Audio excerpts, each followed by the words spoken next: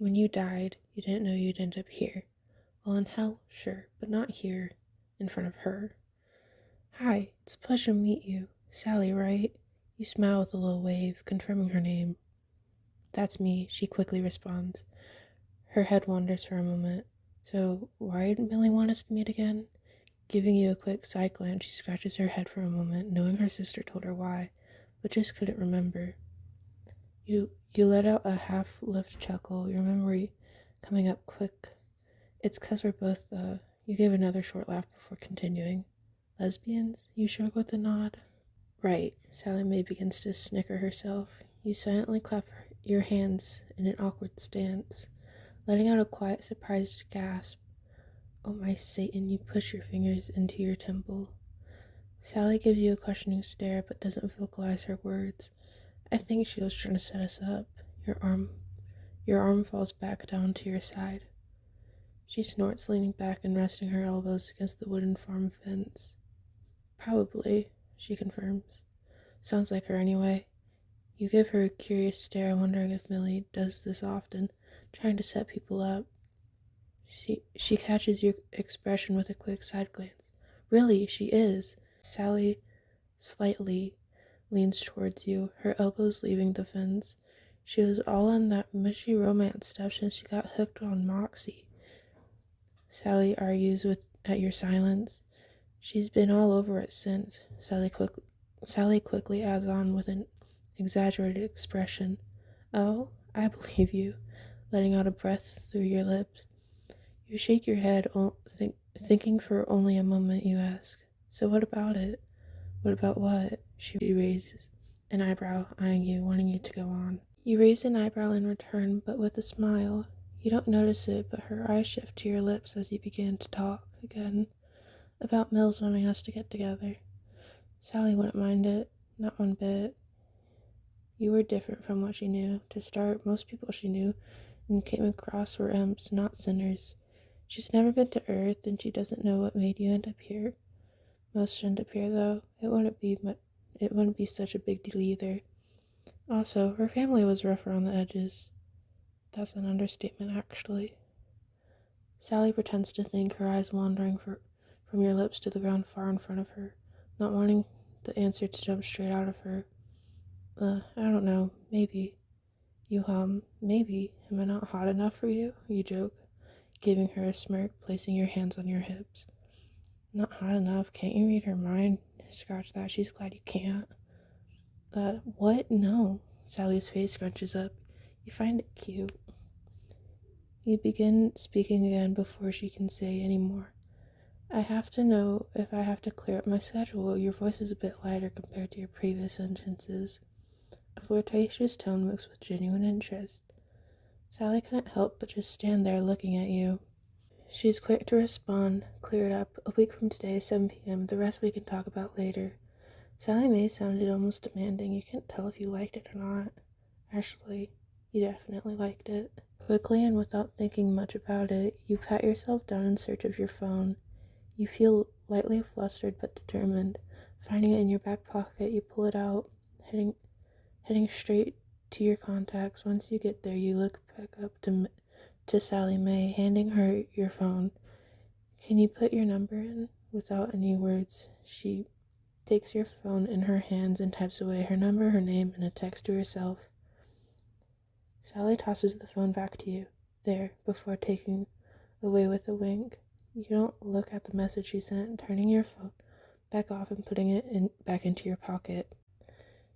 You look at the back of her as she walks away. Just a couple feet away, she stops and looks back towards you. Are you coming?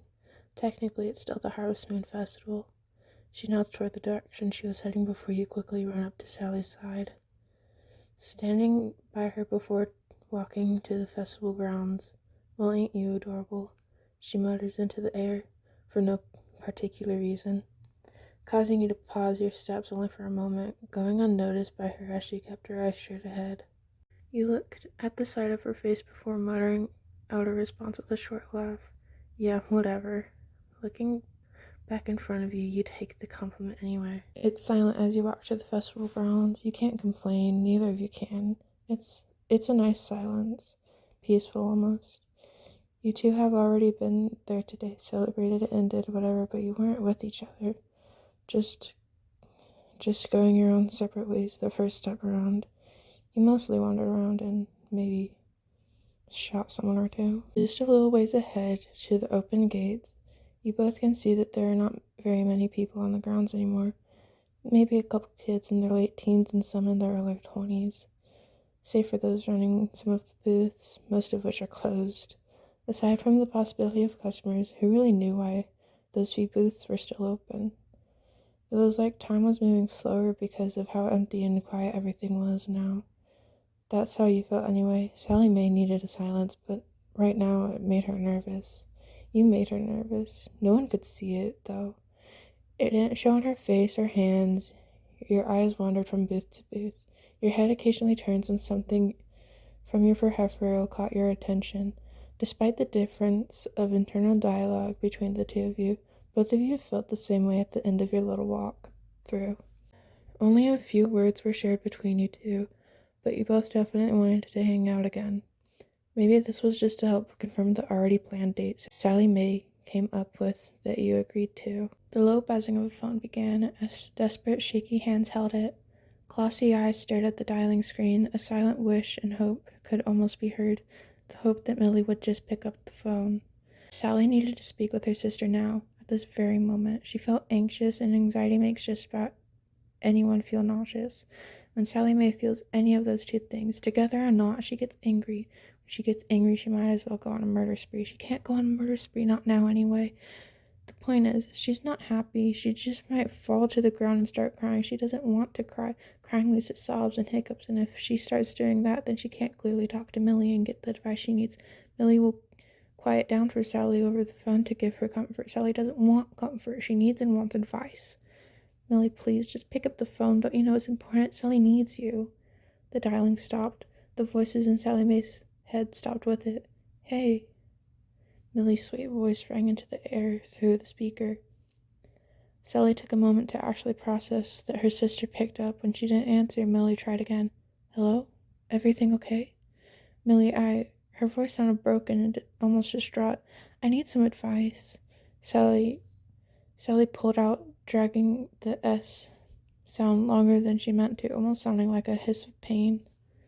Millie could hear Sallie's thoughts from 2 rings away if she wanted to. Of course, in the same ring, just miles away. Why wouldn't she be able to hear them now? They are sisters, after all.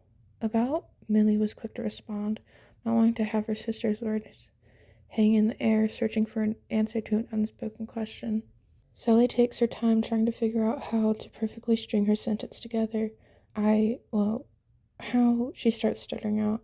She takes an inhale and exhales out of irritation. I know you don't really have experience with this type of thing, but if you did, how would you tell someone that how could? Sallie practically gives up her field of phrasing. Millie, I'm scared, she finally confesses, exhaustion almost completely drowned in her words. Sal, Millie begins to speak out in empathy towards her sister. What are you scared of? Sallie throws off Millie's next question with a clear of her throat.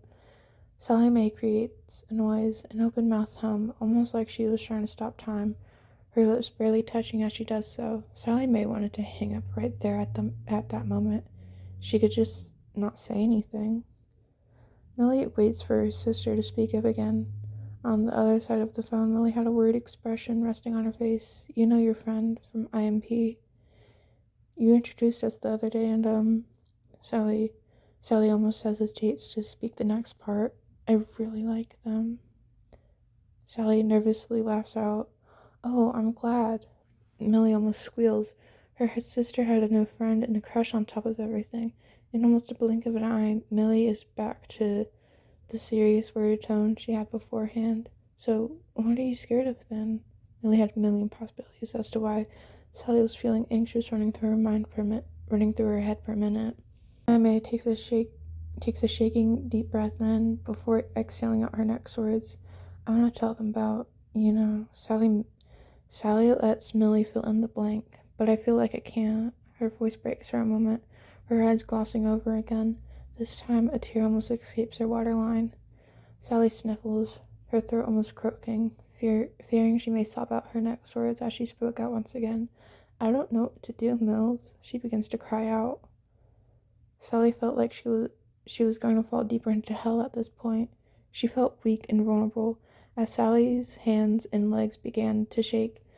She took a step back to allow herself to fall onto the safety of her bed. Millie didn't know what to do or say as she heard Sallie breathe and whimper. Millie just continued to sit where she was, sympathy in her eyes as she herself almost began to cry. Sallie May moved up closer to the head of her bed, grabbing at the pillows as she kept the phone by her ear. She didn't ask Millie to keep talking or to do anything at all. All Sallie could really do physically and mentally was lay on her bed. Tears streamed down her face like drizzling rain. Sallie's breaths were hiccups as she tried to keep them quiet and calm. Every now and then Sallie's voice could barely be heard as she whined out, I don't know what to do. While Millie just wanted to help, she wanted to hear Sallie laugh at some stupid joke about the situation, but she couldn't. What is there to joke about? How Sallie's a cat and how someone must be so stupid as to let her go. Really can't. There isn't really a joke to be made, is there? Is there really anything to be said right now? Al, Millie lightly begins without much thought. I don't know what to say, but... She conjures up a smile and speaking just a little louder, everything is going to be alright. Believe me, okay? Millie hears Sallie May choke out a hum in agreement. I don't know how you can tell them, but all you gotta do is take that leap. Sallie May nods into her pillow as if Millie can see her starting around and okay. Sallie still cries, her voice still sounds broken, and she still tries to even out her breaths. She wordlessly discontinues the call with Millie, tossing her phone somewhere else on the bed closer to her bottom half, with tears still streaming down her face and still stuttering breaths. Sallie pulls onto one of her pillows, pushing it tightly against her face and chest. All you can hear is muffled, stifled breaths and the sound of fabric rubbing against itself as Sallie moves her legs closer to her tummy. A light thump from the headboard against the wall and a small creak from the mattress springs as Sallie May hiccups and stutters out her breathing. It's lighter now, the sound of her cries. Tears only every now and then stream down her face, now feeling like nothing more than a light tickle against her cheeks as they fall to the side of her sorrowful expression and begin to soak into the fabric of her pillow cover. How did she get like this? Sallie May wasn't sappy or sad, at least she didn't think she could be. Something new is always going to pop up in a person's life whether they liked it or not. She met you only 3 days ago, yet you make her wonder what you would think of her once you found out. Found out what exactly? Not every girl has what she has. Not every girl has ever felt the way she has in her own skin. Almost displaced and wronged by her own body, she just wasn't born a girl at all. She was born with the feelings of one, just not the body to match. Sallie is fine with that, and she has been for so long. That doesn't stop her from wondering. The disgusting thoughts of being pushed away, beaten or not, mentally or physically, cloud her mind. You were too nice for that, but Sallie May knew everyone had a mask. She just wasn't sure if that would be yours to hold. She smiled at your name and just the thought of you. Then she felt nauseous at the thought of what you might really be like. Sallie May has never felt so scared in her life. She wants the real you, but how would you react to the real her? That question is going to keep her up for a bit longer than she would like when night comes rolling around. You seemed like heaven in her eyes, but every now and then a piece of sky will always find itself on the ground. You and Sallie May got to the meeting spot early. Both of you were too keen at the idea of finally getting your date to just wait at home until sometime closer to 7 in the evening. Just a few blocks away from your apartment building, you two stood together, admiring and looking at the other. I'm glad we could get together tonight, you speak up, smiling. Genuinely and truly, you were very happy. You haven't been on a date in so very long, but it wasn't just that, it was who you were with, too. Of course, Sallie and you talked over the phone for the past week, text and call, and she had quite a bit in common with her sister, especially the sweet yet murderous side. You couldn't complain at all about it. Yeah, me too, Sally responds in agreement, almost with an absent mind. Her smile matches yours as she looks at you. Sallie May felt something crawl against her skin, something almost unexplainable as it fades and floats back into the air. The feeling comes and goes as if it were a flash of wind. You take a step to be standing by Sally's side, almost as if it were a flower petal falling to the ground. You slip your hand into hers. Sally looks down where your fingers are beginning to gently entangle into hers. Sally doesn't know if her heart soared from the contact or plummeted to the ground because of how anxious she was. So many things were happening at once, yet close to nothing was occurring around you two. When you wordlessly began to guide her by her hand to your desired destination, everything moved so slowly. It was like time was against her, and so was her body. It felt like an hour instead of mere seconds from when Sallie Mae picked up her foot to walk with you to setting it back to the ground. Not even 5 steps later, Sallie Mae pulled her hand away from your loose grip. I'm sorry. She spoke with hesitancy, and apprehension laced deeply within her voice, her tone speaking more than silent words to you. Possibilities and ideas of what may be going through her head hit like wave after wave in your own. Sal, what's happening? Is everything... Your voice fades to a sound you could only hear through water. Heavy breathing, a light layer of sweat beginning to form, hands and legs trembling. This was Sallie Mae at this very moment. Once again, just like it was the other day, her thoughts consumed her, her throat constricted with her breaths. Sallie Mae's heart might as well have been traveling up her esophagus. Sally? Sally! You plead out her name, trying to get her to respond. As her gaze fell to the ground, you centered herself in her line of sight again as you crouched down, already concluding her to be unresponsive to your calls. Almost doubtful in the action you wish to take with uncertainty, you take hold of her hand once more. The distance between you two is no more than an inch as you grab her waist as well. Guiding her back to your apartment building, you turned around to gently push her there with each one of your steps. As you reached your door, unlocking it and pushing it open, your hand never left Sally's. Her legs felt weak and her throat and lungs felt heavy. Sally, you tried again. Less panic was in your voice as you spoke. It was more quiet and patient. All she could do in response was fall into your arms and shake her head as she wished for silence at this moment. You glide your hands from her waist to her hips, then to her back, hugging her. You pressed yourself further into her space. Sally responded to your movements in a similar way. Readjusting yours and Sallie Mae's position once again, you catch the side of the door with the heel of your shoe and guide it closed. Soon you led Sallie Mae to the couch not very far from the entrance. Each step was slow but quick at the same time, simply not rushed. You do not follow suit as you lay Sally to sit on the cushions just below her. She grabs and tugs at the fabric you clad yourself in to encourage you to do so nonetheless. You grab her hands, lifting them to your chest before allowing yourself to stand to one knee below her. You gaze into her currently doll-like eyes. You smile up at her, seeing how her fallen hair now frames her face and shoulders. Wordlessly, you let your hands go as they lay on her lap. You stand back up to your feet and proceed to the kitchen. You weren't gone for long. A simple task of filling a glass with water was all that was needed from your short venture. Wordlessly, as you stand in front of her once again, you almost soundlessly place the glass on the table in front of the couch Sallie Mae sits on. Soon after, you perch yourself on the cushion next to her as your legs lean toward her direction as your body faces her. Your eyes linger on her hands, hoping for her to, at the very least, reach out for the glass you've given her. Sallie Mae has quieted down, and so has her mind. Silence is all that could be heard no matter where you stood within these walls. I'm sorry. Sallie Mae repeats her words from earlier, her head hung low as her body remained unmoving. You felt great sympathy fold in on you as the pang of guilt and what could be described as frustration lingered on her tongue as she spoke up. Sal, you sigh out.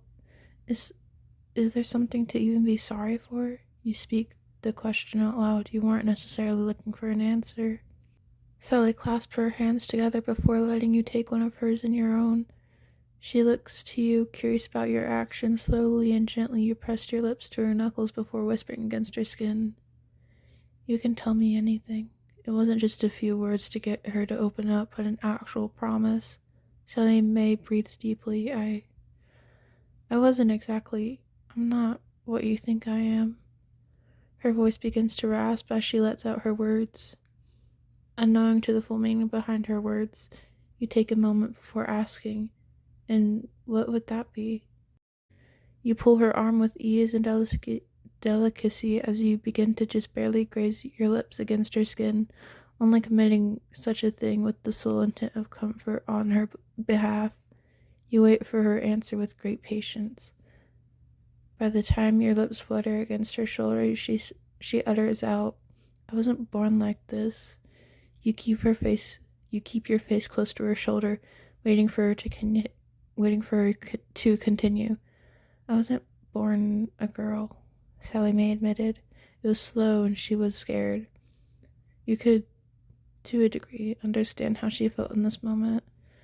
Moving your fingers to the front of Sallie Mae's fallen hair, you brush the sides behind her shoulder while you move your head closer to hers. You place your other hand to the opposite side of her face, moving it with tenderness.